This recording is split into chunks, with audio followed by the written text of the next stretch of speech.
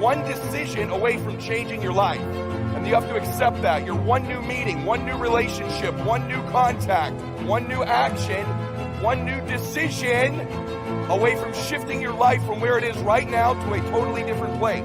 Decisions shape our destiny when they're backed up by some massive ass action.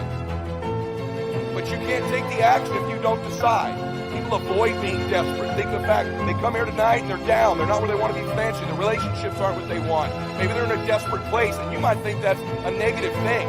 But when you're in a desperate place, you take the best actions. Desperation is a great place to be. Those of you that are achieving, one of the reasons the achievement is slowed down is you've allowed yourself to feel less desperate. You're strong enough, and your life is worth whatever you have to go through to get past this addiction. Whatever you have to do, this dream you got, whatever you want to do, will it be easy to just run out there and do it? No. Will it happen overnight? No. Will it be a struggle? Yes. Will there be times when you can't make ends meet? Yes, that's a part of it. Will there be times you won't know what to do? Yes, that's a part of it. See, when you accept yourself and you accept fear as a fact, that means that it's something that happens. It's something that you're going to experience, but it is not a force to hold you back. It doesn't have any special power other than that you give it. So you accept the fact that you are afraid, and then you move on anyhow. You move on past it, and you do whatever you've got to do. And one of the things that you've got to do is you've got to watch your inner conversation and discipline your thinking and your imagination, because if you don't, your mind will take you on a wild trip. When you remove desperation, all this bullshit creeps into your life where you think you have to have the perfect plan and look the perfect way and have the perfect thoughts and be all zen and perfect. The challenge for most people is that we obsess on the things we're fearful of, what we don't have, what we're worried about. And then we end up possessing those things over and over again rather than programming ourselves to become obsessed with what we want, what our dreams are, what we believe we deserve. When we become obsessed about those things, long term, we end up possessing those things.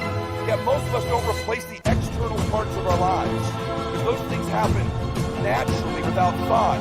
The external results of our life, in order to replace ourselves with the next best version, requires intention, requires obsession, requires desperation. So it's not unnatural to change. You should constantly be replacing yourself just like your bones do, just like your lungs do, just like your cells do. It's natural to be replacing ourselves, but we're around people who aren't, so we think it's natural not to. The way that I changed my life first, I worked on my identity.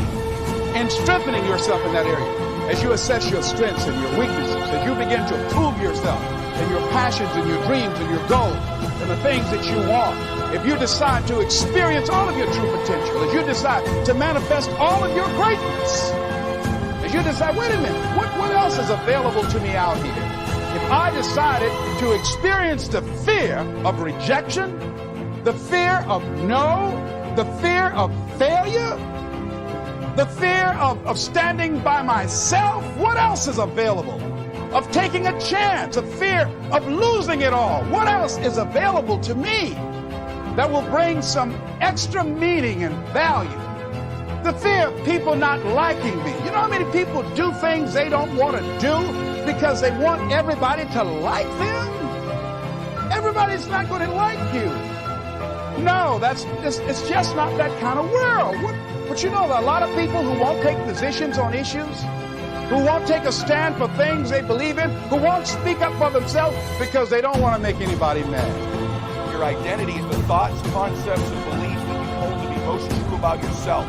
Here's how it works. This is how life works. The winning is about 75% psychology, about 25% mechanics. If you can't get the psychology part right, you can do all the actions perfectly. And you've proven this to yourself several times, and still not producing the results you want. Here's why.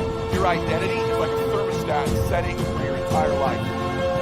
You have a thermostat setting for your relationships, for your faith, for your money, for your wellness, for your body, for your spirituality.